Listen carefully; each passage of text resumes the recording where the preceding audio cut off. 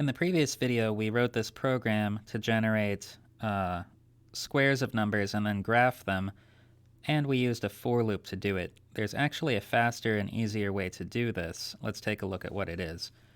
We used this zeros command, which generated an array filled with zeros in our previous example, and then we used the for loop to fill it. Instead, we could use a function called arange.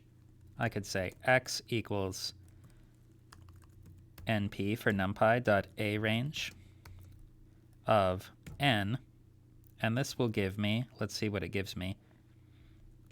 Let's print x. Right now I don't want to print squares, so I will comment it out. To comment out a line, I add a hashtag # in front of it. Notice it turned green. Now that line will not be executed, but it's still there for me to read and uncomment later. So notice x tells me x is an array filled with the numbers 0 through 9. Now, a simpler way to accomplish the task that we accomplished with that list is to just say squares equals x star star 2. What this means is element-wise squaring. Now let's print squares, and I'll comment out my for loop.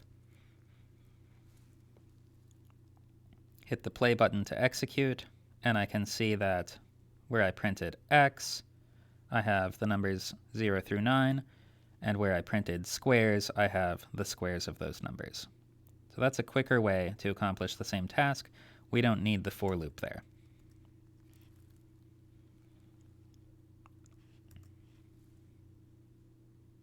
Previously, when we made this plot, I just said plot squares, but plot is able to take x coordinates and y coordinates. So let's say plot x comma y, and let's make these blue downward pointing triangles, which is lowercase v.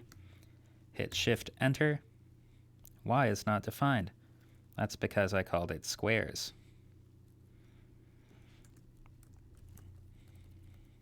X comma squares, Shift Enter to execute, and I can see now that I have x values and y values plotted in that chart.